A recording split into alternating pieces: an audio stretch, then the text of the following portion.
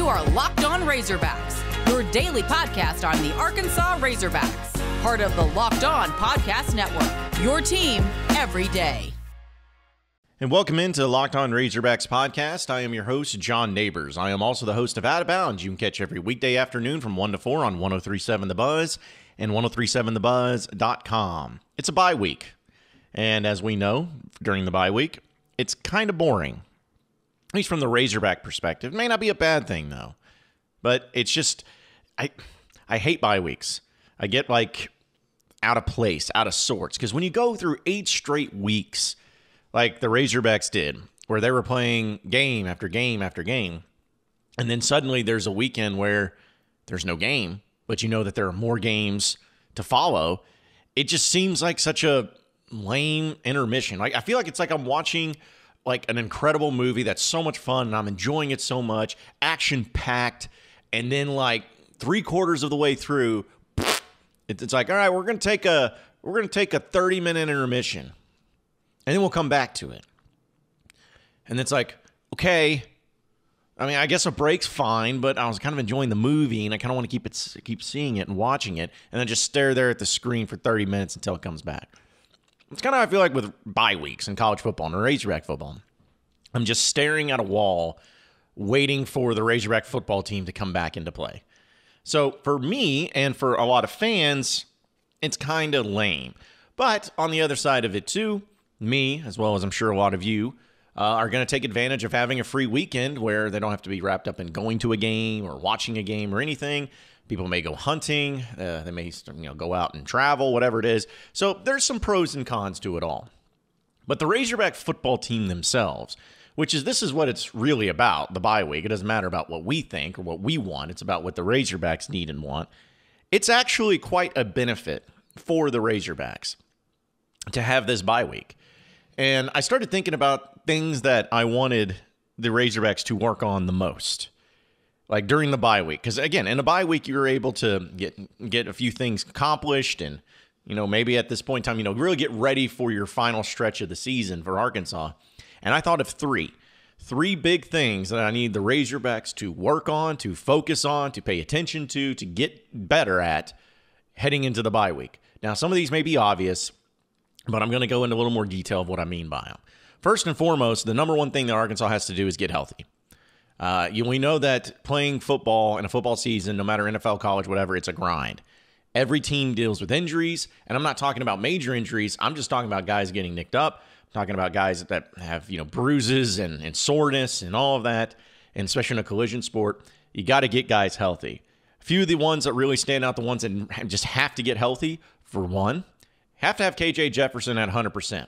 Now, he hasn't shown any signs of major injuries this year. I know he got banged up and was out of the game against A&M. But we all know that the quarterback position is the most important. He has to get better, and he has to be 100% because if Arkansas is going to be successful in this final 4-game stretch, you have to make sure he's healthy. You got to get Dalton Wagner back. Sam Pittman said earlier that he believes that Dalton Wagner is going to be back in time for the Mississippi State game. And not to say that Ty Clary hasn't done a fine job, because he has. But the thing is at the end of the day, Dalton Wagner was a starter for a reason because he's the better offensive lineman. So you got to get him back and get him healthy. I think Markel Utsey is another one, another guy that has been out for the past couple of games that you have to get back in there into the mix. And this is not a slight against anybody that had replaced these guys or had played instead of these guys. It's just a matter of these guys are starters for a reason. They're better, they're veteran leaders, whatever it may be. And Markel Utsey is one of those guys where on the defensive line, 3-man front, they've thrown some different guys out there a little bit, but Utsey is somebody that you want to have out there. You obviously felt good about him when he transferred from Missouri. You felt like he had a lot of SEC experience, has been able to help out. And those 3 down linemen with John Ridgeway, Trey Williams, and also Markel Utsey was really a good staple of what you had in the beginning of the year when the defense was doing so many great things. So stick with those guys and get those guys back. And that's just to name a few. There's a lot more that are going through injuries, guys like Trey Knox and whatnot, but those are the key ones that you have to get back and better than ever in a major way. The second thing that Arkansas has to work on is the penalties. Good gracious, do you have to limit these penalties? Arkansas is sitting at 117th in the country at average yards per game in penalties. They're giving up 70. 70 yards a game in penalties cannot happen. Cannot happen. Now, I know that it's easier said than done. I know it's just like sitting there, it's like, hey, stop making penalties. And then, it's like, okay, I'll try. Like I get that it's more than just saying to do it and then you stop doing it. But there's been so many indications and so many times where Arkansas has really been harmed by having penalties, not just egregious penalties like pass interference and all that, but I'm talking about the simple ones. False starts and illegal shifts or, lining up in a wrong formation or whatever it is on first down, which puts you at 1st and 15 to start off the bat. You can't have those things happening as quality SEC opponents. You just can't. So it's frustrating to see how that's happened. And I'm not saying that it's been the direct result of losing a game for Arkansas, but for crying out loud, like, it's not helping you. Like, if you look at the worst penalized teams, I guess besides Ole Miss, which is still, I don't know what to think about that. But anyways, Ole Miss is the most penalized team in the SEC. But if you look at everybody else, it's like none of those teams are top 25 teams. Like, none of them are. So Arkansas has to clear those up and has to clean them up and make sure that in these 4 games left in SEC play, they don't continue to go down this bad path. And then finally, the third thing is getting mentally prepared for this final stretch, getting mentally prepared for November. And again, I know it's easier said than done. You can't just say it and you got to do it. But the best, I think it was Frank Broyles, of course, who said it the best way. They remember what you do in November. He says it a lot better than me. But what he means by that is that that's when the money is made. That's when you decide how good of a football team you are. That's when you got knocked the cobwebs off. You figured out who your starters are. You figured out what your depth is. You figured out who your playmakers are. You figured you should have everything figured out as far as what the team is looking like, its identity, its strengths, its weaknesses, all of that. You have it figured out, and now you're going to adjust and adhere to that game plan and finish out strong. You want to be playing your best football in November. And I know that Arkansas has had stretches where they play. I mean, obviously right now their best football they played was in the first 4 games. The next 4 games, not so much. I mean, they're sitting at 1-3 in the past 4 games. Not ideal. But if you finish strong, if you finish out like 3-1, which I think is totally possible, that's what people are going to remember. That's what's going to set you apart, and that's what's going to get you a great season this year. It's possible, but you got to take care of business, and you got to make sure you're ready for it during this bye week. Folks, you've heard me tell you about Sweat Block. Incredible stuff. It stops sweat up to 7 days per use. Doctor recommended and doctor created. I use it myself. It's almost crazy how well it works. And I'm not kidding about this. Like, you can literally just put it on and then for a couple days, as long as you just wash up yourself, don't worry about that. But a couple days, sweat doesn't exist. It's gone. No matter how hot it is outside, no matter if you're working out or whatever, it's just not there. It's incredible stuff. And the fact is that none of us like to sweat. So this is the best type of thing that you can possibly use. It's a dry shirt guarantee. And if Sweat Block doesn't help you get dry, they'll give you your money back. It's not just for armpits. It's for your chest, your back, your feet, your hands. You can use it anywhere, and I mean anywhere that sweats. If you or someone you care about is dealing with excessive sweat, you have to check out Sweat Block. Get it today for 20% off at sweatblock.com using promo code LOCKEDON or at Amazon and CVS. This episode of Locked On Hogs are also brought to you by McDonald's. Listen, they've been proudly serving communities since 1965. We all love McDonald's. It's the best, isn't it? Tasty and affordable food. It's a place where friends and family can come to reconnect and win or lose, no matter if the Razorbacks end up having a great day or not. That's the place to go for you, for your family. Kids love it. Who doesn't love a Happy Meal? That's what it's all about. So after sporting events or after, birthday parties, whatever it is, head over to McDonald's as you will check out some of their great, affordable, tasty food. And listen, I always go late nights. Like, people forget about that. McDonald's is incredible late nights. Everyone talks about other restaurants and whatnot. McDonald's is the place to go. Get you some McNuggets. Get you the best fries. I mean, you can't beat the fries. Your mother has never made anything as great as a McDonald's fry. So head to your local McDonald's to refuel and reconnect. Did somebody say Locked On Razorbacks watch party? Man, I'm telling you, they have the greatest jingle because it is oh so true. Ba-da-ba-ba-ba. I'm loving it.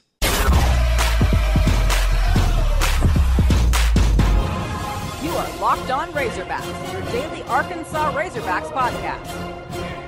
All right now we're going to be talking more about some recruiting and also other things going on with Razorback Athletics right now as we go ahead and welcome in Danny West of Hawksports.com. Does a phenomenal job covering all things Razorbacks, football, recruiting, all that fun stuff, and we're going to break it down and talk to him a little bit more about everything going on with the Razorbacks. Danny, appreciate you joining us this afternoon, man. How you doing?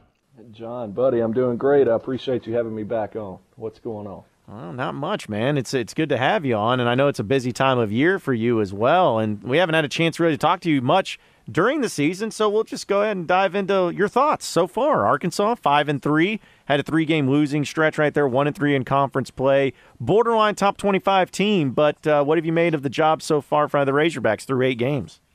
Well, I think 2 of the teams they've lost to were really, really, really good, Georgia and Ole Miss. I felt like the Auburn game is one that they probably wish they had back, to be honest. I think Auburn's a little better than people anticipated in year 1 under Coach Harsin. I'm not saying they're great, John, but I think they're a little cleaner, a little more polished than maybe I expected anyway. And pretty solid football team, but probably should have won that one. That one kind of stings a little bit, but the Ole Miss game down there in Oxford, it was a coin flip game going into it, and really it was a coin flip game throughout. It could have gone either way, and they rolled the dice there at the end and came up a little bit short. That's okay. I think Ole Miss is really, really good. I know it pains a lot of people to admit that, but boy, they've got a heck of a quarterback. But overall, in general thoughts, I think KJ Jefferson deserves a ton of credit. I think he shut a lot of people up this season, to be honest. He surprised me. He's better than I thought he was, and that's a good thing. But, they've still got room to grow. They've still got a lot of deficiencies. Maybe not deficiencies, but they've got talent gaps that need to be addressed from the starters, and that was evident in the second half down there this past weekend. Everybody saw it. They've got some depth concerns, and you have to deal with that by way of recruiting, right? Recruiting takes time. It takes a lot of effort and hoping to get a little bit lucky here and there. But overall, John, I think they're ahead of schedule. I still say that at 5-3. I think when you put it in perspective, I tweeted this the other day. I think you saw it, but 2 years ago they go into the bye week coming off of a loss, 45-19 at home to Ty Story in Western Kentucky.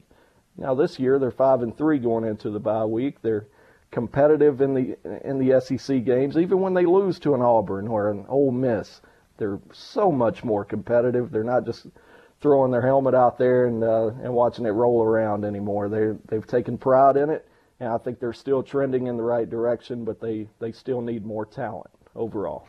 As far as the running backs, Danny, who have you, on the front end of it, you knew about these players going into it when they were being recruited and then once they signed with Arkansas, but who have you been more impressed with now that you've had a chance to see them? And the way that the running game started off at the beginning of the season has kind of tailed off now. But who have you been impressed with so far from seeing them as a youngster in high school and now that they've gotten into the Razorback flow of the rushing attack?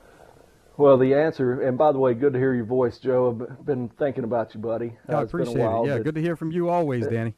I appreciate it. Dominique Johnson is the answer. I had no idea he was that good. I think he's the best back they've got. I knew A.J. Green pretty well, covered him quite a bit in high school and in person, and knew Rocket Sanders had all the ability in the world. I questioned whether he could make that full-time transition. He's had no problem. Very bright future for both of those guys.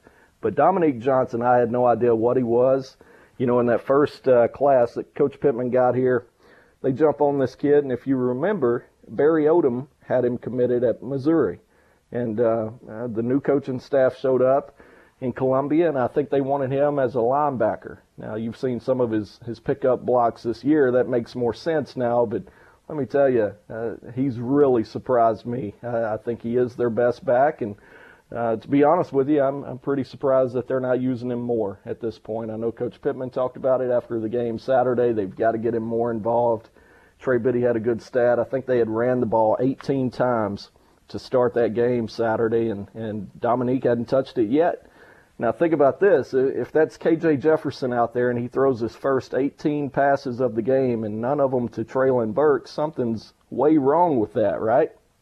get your best players the ball. I think they're going to do that going forward and going to make it a point of emphasis down the final stretch. But he is my biggest surprise by far at that position.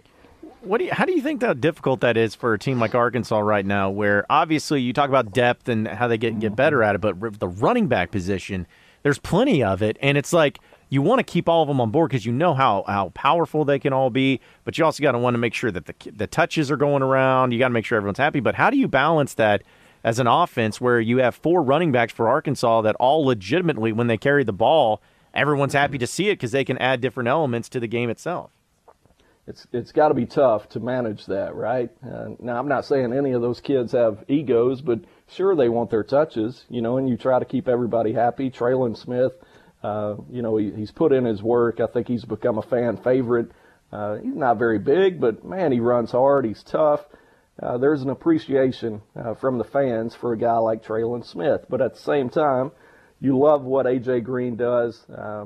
Sure, he may run the ball 6-7 times in a row and only get 8 or 9 yards, but you wait on that one big one, and you know it's coming. He's kind of a Felix Jones in that regard, if I can make that comparison. I'm not saying he's Felix, but a little bit of that in that regard. But in Rocket, I think he's gotten better as the season's going on in terms of looking for contact and falling forward when he gets hit.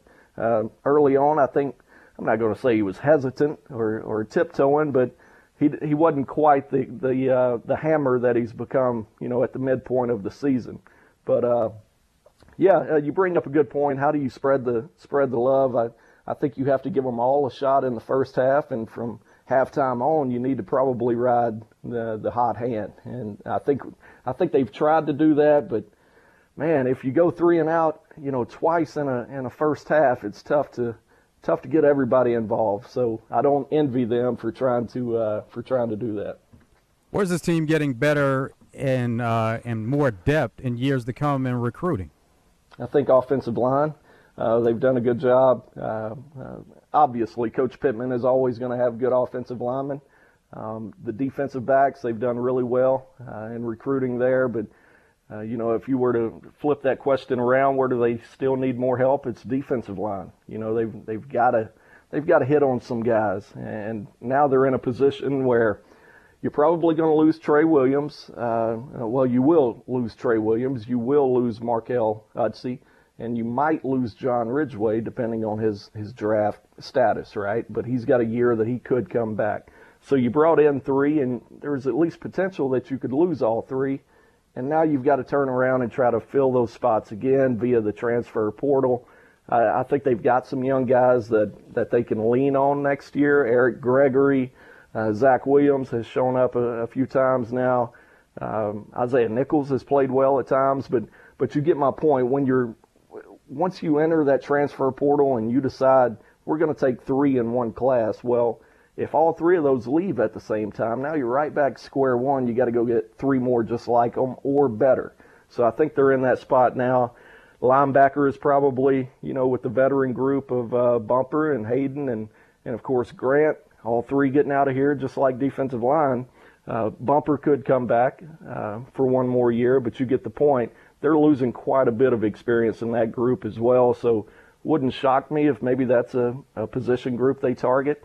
And, of course, tight end, oh, boy, I think we all expected a little bit more of the tight end group, and if there's one out there that's a capable come in and play right away, push for a starting job and make a difference for them, I think you have to take a long look at that in the transfer market.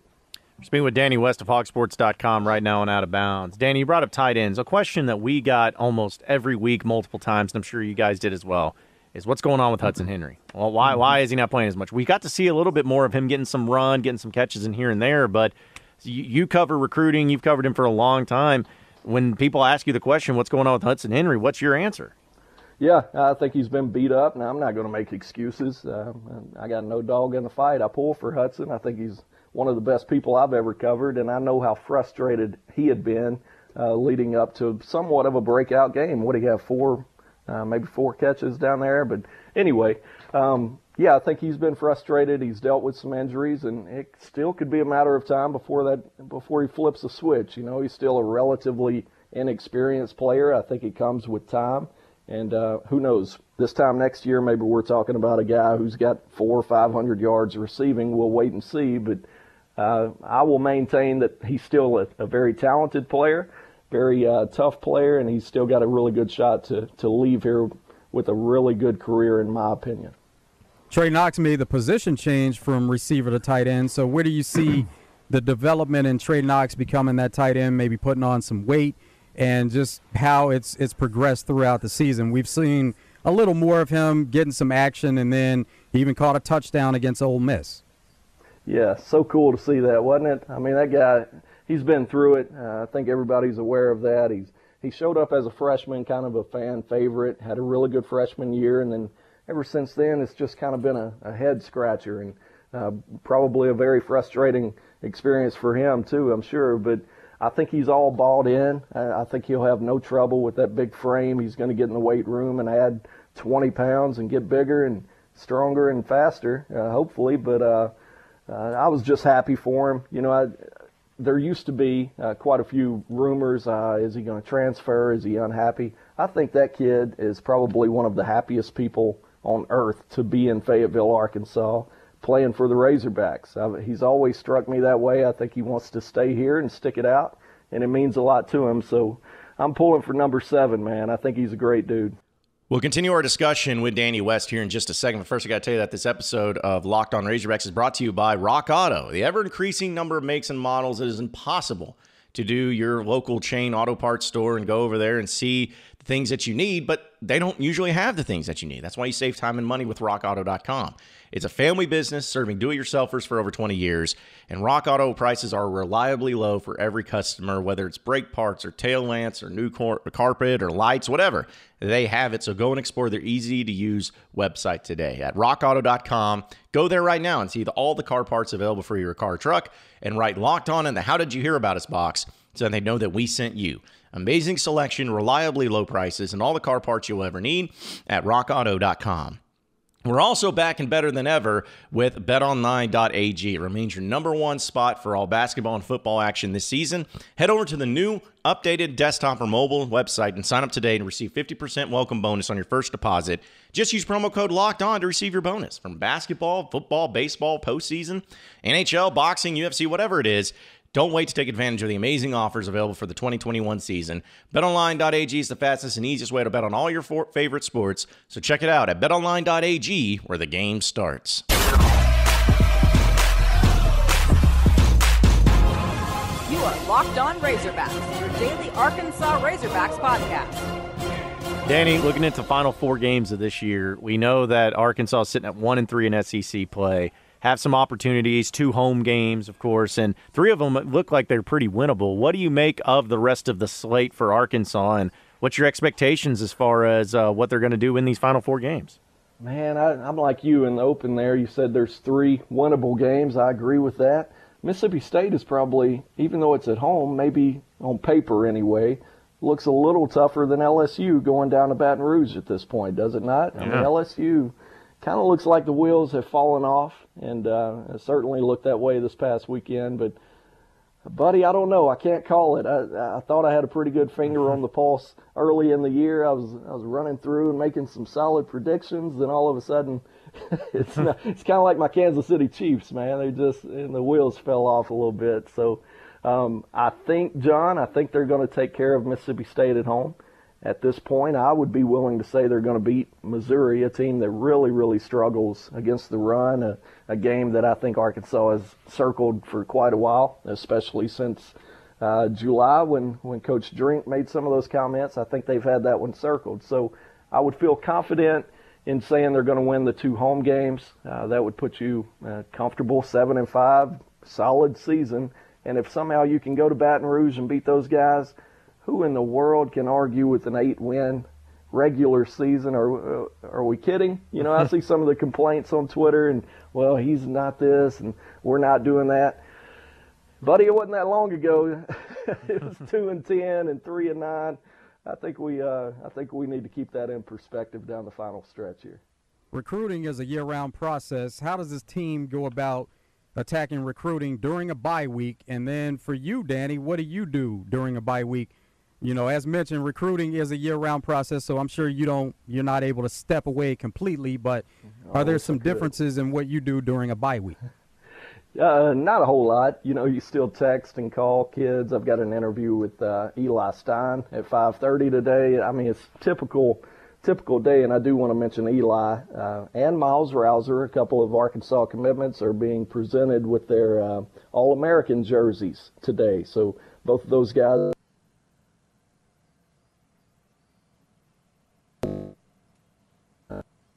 I think that's January 7th, guys, but they're getting their jerseys today, and of course that's formerly the Army All-American game. So a really big deal for both of those two. But to answer your question, Joe, it's pretty much run-of-the-mill, stay with the kids and stay in contact. As far as Arkansas staff, they will be going out Thursday and Friday this week, so be on the lookout for that. I think they're going to try to hit up as many schools as possible.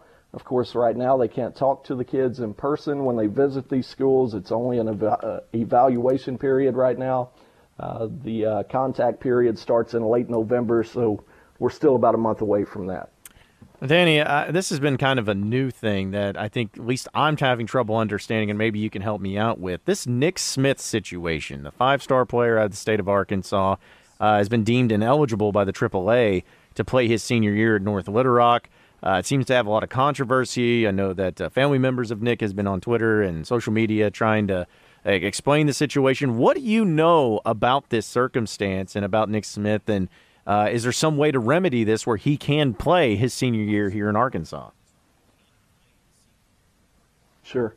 Well, to be honest with you, very little. When we hired Curtis, I kind of just let him have all the basketball stuff. But, everything I've heard has come from Curtis or Trey, so I wish I had more of an angle for you here, but really haven't heard a whole lot. However, I will say this. I've heard enough to know or think I know that it's a mess, and it's been a mess. I think this thing popped off in July, and we've been talking about it for the last few months.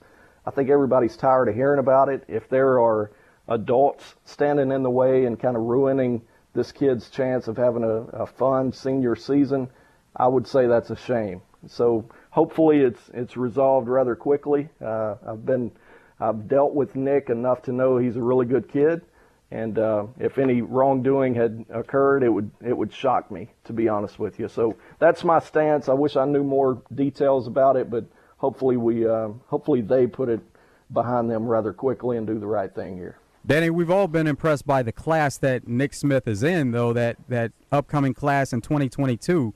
So just overall, your impressions on the number 2 overall class in college basketball right now? Well, I'm jealous, to be honest with you, Joe. I mean, Curtis gets hired, and all of a sudden they start signing the number 2 class in the country. I went all those years, dealing with number 35 and 50 and here and there under Pelfrey and Anderson. He's pretty lucky, he gets to cover Eric Musselman. But all jokes aside, I'm as impressed as anybody. I mean, Nick Smith really, I think, put it over the top. But when they got Jordan Walsh, that's the type of out-of-state kid that I had never seen Arkansas get much. I mean, it's one thing to pull in a Nick or a in-state guy, Portis, Gafford, one of those types, but to be doing it on somewhat of a regional, national level now, I think that puts them in a different tier as far as I'm concerned. Very few teams can do that, and they're well on their way now. You get enough of those guys, buddy, anything's possible. I mean, we're talking championship conversations again if he keeps this going. Now, Danny, speaking of something that's kind of been going on with, of course, Razorback recruiting and all of those things too, is about players, but also with coaches. Because I saw that, of course, Texas Tech had fired their coach, and some names are popping up. One of them being Kendall Briles, the Arkansas offensive coordinator. Another one being Jeff Traeler, who, of course, many people, not only him but on his staff, were part of Arkansas too. But what do you make of that and the possibility that someone like Kendall Briles takes the next step and becomes a head coach after this season comes to an end? Certainly wouldn't shock you, would it? I mean, for the last 2 years, kind of from a national scene, everybody has credited Sam Pittman with the idea that, hey, he doesn't have much experience as a head coach, so he's really smart to go out and get Grand Slam coordinators, right? Well, when you do that, of course, you're not going to keep them forever. And I think that's probably a good thing. You know, you've seen Alabama run through coordinators every other year. That's a sign of success. So if Kendall is getting job opportunities and interviews, I think that's probably a good thing. The real question is, who do you get to replace him if and when that time comes? You know, it's one thing to hire an initial staff. I've always thought one of Brett Bielema's biggest downfalls was I think he had a really good core initial staff, right, when he first got here. But over time, he kept replacing those coaches as they left with coaches who weren't as good as the guy they were taking over for. So when we have that conversation, hopefully a while from now, we'll see who Coach Pittman goes out and hires. But certainly it doesn't really surprise me that Kendall Browse, with the Texas ties especially, would be somewhat connected to a job like that. It makes a lot of sense. And Coach Traeler, I mean, I want to say, what a heck of a job, man. Mm-hmm. I don't think anybody expected what he's doing down there right now. And a really, really good man. I think a lot of him. Yeah, I thought that was just so incredible to see because, you know, obviously UTSA, I can't imagine it's an easy job to win at or anything like that. But you always heard about Jeff Traeler and the respect that he had among Texas coaches. It seemed like he was definitely somebody that, you know, like going back to Chad Morris's staff, they had people on the staff that could coach, I guess is what I'm trying to say. Like they had guys that could coach. It's just, you know, it starts with the head guy up front, and if you don't have good leadership at the top, then it doesn't matter who's on staff for you. Well said. Well said. And Coach Lunny. Shout out to Coach Lunny down there calling up the plays on offense. So good for those guys. Yeah, absolutely. Last one before we let you get out of here, Danny. We were talking about Traeland Burks, and we were looking at like Mel Kiper and everybody talking about where he's at and everything. And, you know, as far as the wide receivers in college football, maybe I'm biased. I have a hard time believing that there's really any wide receiver that's better than Traeland Burks in college football. But looking at him, too, I feel like he is the greatest player, going to end up being the greatest player that Arkansas has had at a position since Darren McFadden when it comes to not having much of a weakness. He's got the whole package. He's elite. What do you make of Traeland Burks, and also how do you feel like he'll fare once he makes that move to the NFL and about where he'll be drafted if he does make that move? Well, it kind of worries me. I always wanted him in Kansas City, but I think we're losing so much now. We're going to be top 10. He may fall to 11th or 12th, so we may be out of luck there. But I'm with you, John. I think he's, from a pure talent standpoint, I would totally agree with that. You know, they've had a couple of guys, Frank Ragnow, Trey Flowers, that you could mention as part of guys who went on and became really good pros. Hunter Henry, of course. But I'm with you, buddy. As far as pure talent, he's right up there among the top three that I've ever seen come through here. And just a good guy. Seems like a pretty private guy, keeps to himself, and has a good head on his shoulders. So we'll be talking about that soon, but he's on his way to being a very, very rich man. He can get any bass boat he wants, any shotgun, whatever Traeland wants, he's soon going to be able to get it. Yeah, I know you're probably pretty jealous of that fact, too, that he'll be able to do that as well. So, man, yeah. Take me on a hunting trip or something, man. Yeah, exactly. You got to get in on that for sure. So, Danny, but, man, we appreciate you coming on with us. I know it's a busy time for you. Enjoy college football and enjoy the rest of football season, man, and we'll be catching up with you later, all right? I appreciate it, guys. Thank y'all. Well, appreciate everybody listening in to the Locked On Razorbacks podcast. Be sure to like and subscribe to the podcast on iTunes or on Google Play. You can also get after me on Twitter at BuzzJohnNeighbors for any questions, comments, concerns that you may have. We'll keep it going from there. Same podcast time, same podcast channel tomorrow afternoon. Have a great day, everybody. We'll see you then.